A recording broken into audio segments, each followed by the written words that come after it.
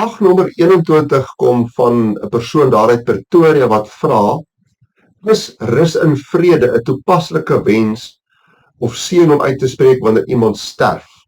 En dan vra die persoon ook: wat beteken die rus van die Here? Maar wat sê die Bybel hieroor in Hebreërs 4 vers 3? Ons wat glo gaan wel in die rus in, maar hulle nie. Soos God gesê het, toe het ek in my toren 'n eed afgelê. In my rus sal hulle beslis nie ingaan nie. Die term rest in peace of RIP, rus in vrede, is iets wat kom uit die Latyns in die middeleeue toe mense geglo dat wanneer iemand sterf, so 'n persoon se siel nie rus vind tot en met hy begrawe word of tot en met die ter aarde bestelling nie.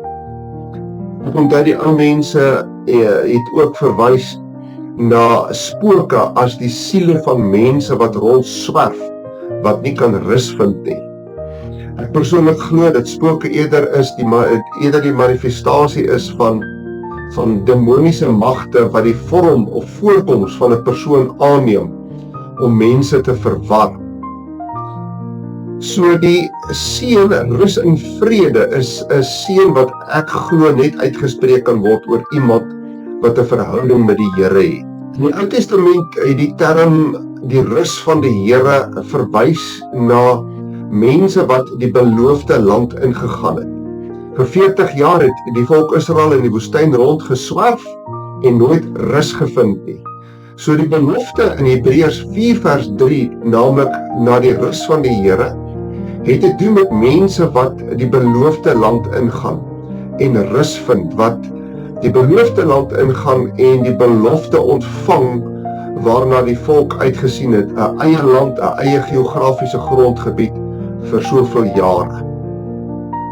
Dit het ook 'n toepassing op ons as kinders van die Here vandag, en dit is wat die Hebreërs 4 vers 3 of dan die skrywer van Hebreërs doen, om te sê dat ons wat 'n verhouding met die Here het, rus en vrede met God het.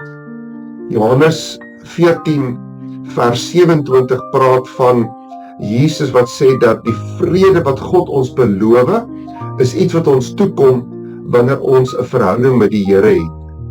Hy sê dat mense wat in hierdie wêreld lewe, nooit vrede sal hê nie, maar wanneer ons 'n verhouding met Jesus het, dan sal ons vrede hê. Dit is vrede tussen my en God. Die rus van die Here is dus iets wat ons almal beskore is. Wanneer ons vrede het, wanneer ons 'n verhouding met God het, kan ons weet dat ons in die rus van die Here leef. Ons bid saam.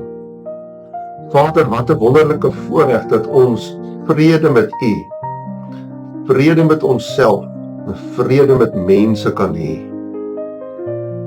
Ek bid vir iemand wat vandag na hierdie vraag se antwoord kyk en wat nog nie vrede het nie. Ek bid, Here, dat U Heilige Gees in so 'n persoon se hart en lewe sal werk, sodat daardie persoon ook vrede met U sal hê deur 'n verhouding met Jesus Christus.